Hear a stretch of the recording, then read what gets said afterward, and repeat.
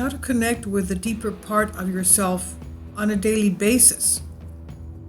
Now, before I go into the article, you can connect to your inner deeper part anywhere you are, whether you're driving or you're shopping or you're cooking or in a very quiet place, a very serene place, a very beautiful place, where you can be alone with your thoughts.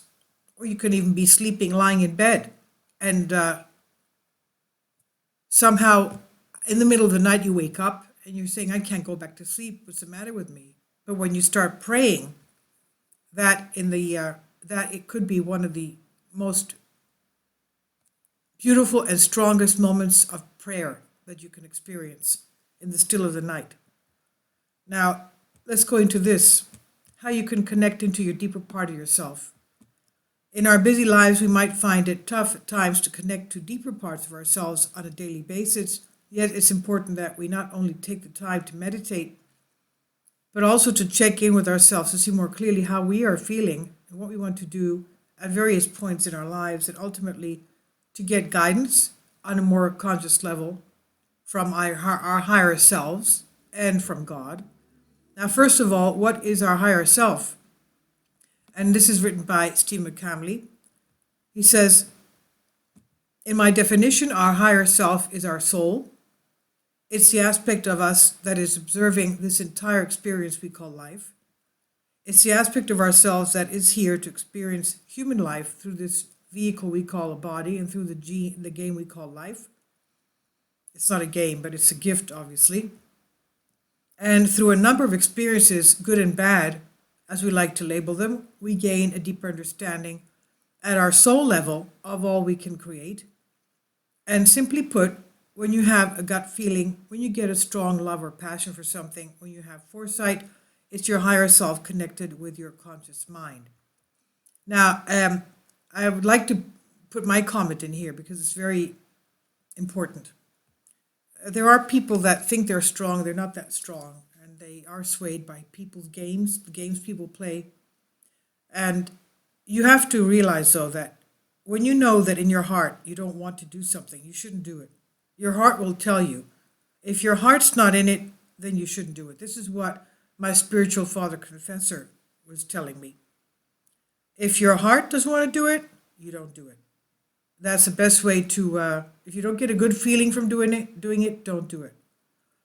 That's listening to yourself, listening to your soul. Okay? So going back to this, becoming more aware of thoughts. I thought it would be helpful to offer one potential method of becoming aware of the connection we have with our higher self.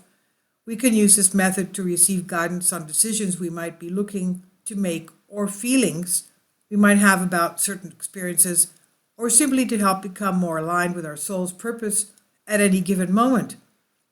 I often check in with myself in this way a couple of times a month, but the more you practice being present, the more your higher self is already in your awareness. First, we have to remember to be aware of the labels and definitions we put on things and ourselves, as this is the first step towards becoming more aware of the mind and ego. And why do I bring this up? Mainly because these states of consciousness, mind, and ego are what we're most often engaged with when we're out of touch throughout the day. By becoming aware of this, we create a reference point of what the mind feels like compared to what no mind feels like. This helps us to get clearer on connecting with our higher self versus just hearing mind thoughts. As you're more present and pay attention to the way the monkey mind thinks and creates thoughts, you will begin to not only discern the patterns in which it operates, but also the feeling or frequency that you and it emits when those thoughts run rampant. The more you pay attention, the clearer it gets. How to connect to your higher self. Allow yourself time to learn this. You may have to practice this method several times to connect regularly, and the steps are simple, and I'll explain each in detail. Sit and breathe to become more relaxed. Place your hand or fingers above your heart chakra and ask you the question and feel through the physical connection of your hand over your heart. Start by relaxing and taking some deep breaths in and out to begin clearly your mind as best as possible. Focusing on breathing works very well when trying to slow the mind, so don't worry or fret if thoughts come in. Just allow them to pass, but not following or attaching to them. And the one thing that you do when you pray is don't be afraid. Okay, God never brings fear. Okay, never brings fear. And when you pray, it's a very special moment when you connect. Prayer is like talking to God. Now, alternatively, it says here, you can start at a candle flame if you prefer visual meditation. In this method, does the same thing, letting any thoughts that might come in the mind just float away as you continue to breathe. And after maybe 2 to 5 minutes of breathing and quieting the mind, you should begin to feel a little more relaxed. And in the moment, this is an important space to be in for exercise. Next, put your first 2 fingers or hand on your sternum area, the heart chakra, and turn your attention to feeling. By bringing your hands into play and placing them in a particular area on your bodies, we tend to have easier time focusing through the physical connection on the area where the hand is, our heart, that is, since our higher self is often felt through our hearts. I found that focusing on the heart chakra helps in discerning our intuition from our minds more clearly. Next, you can begin asking some questions and feeling for your answers, or you can even, for example, sit with your heart, with your palms together near your heart. Now, next you can begin asking some questions and feelings for your answers. Try not to get too concerned with what it should feel like or whether you should hear anything or see anything. The most important thing here is that we're learning and developing our innate intuition skills and figuring out what works best for us. And this is a process, and it may take a couple of weeks of practice before you truly start to get into it. Having patience and sticking with it is the key here. Now, after this, I will also make a video on prayer. Okay, I think that would be important too, but let's go on with this. After you have a question, after you've asked a question, it's typically the very first answer that comes to your awareness that is your higher self. Whatever comes often is often the mind work that starts when the ego begins to doubt what came in. That can't be it, it often says. And you can go on asking more questions after this if you like, but this is the method. It's simply technique that when practiced regularly is quite powerful. In fact, I've found most powerful practices are quite simple. It's the best to do this exercise with no expectation for results.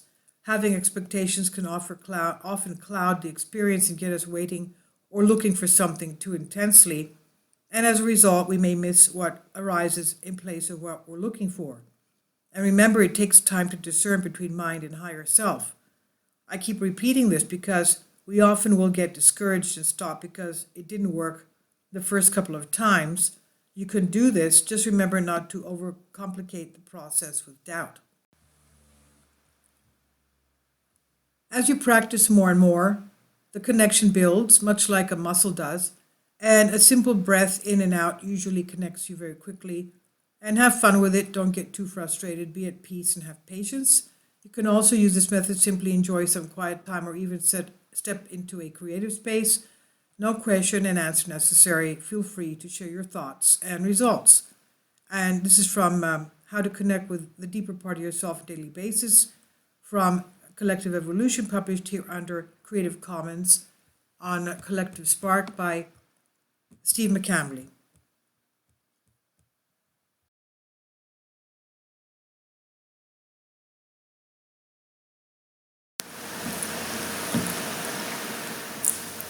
If you'd like to join me on my Patreon account, you will hear content not covered by mainstream media. These riveting stories will be based on my research, and I will state my opinions and give my personal insight on diverse and controversial subjects and world events not covered by mainstream media, and not supported by YouTube guidelines.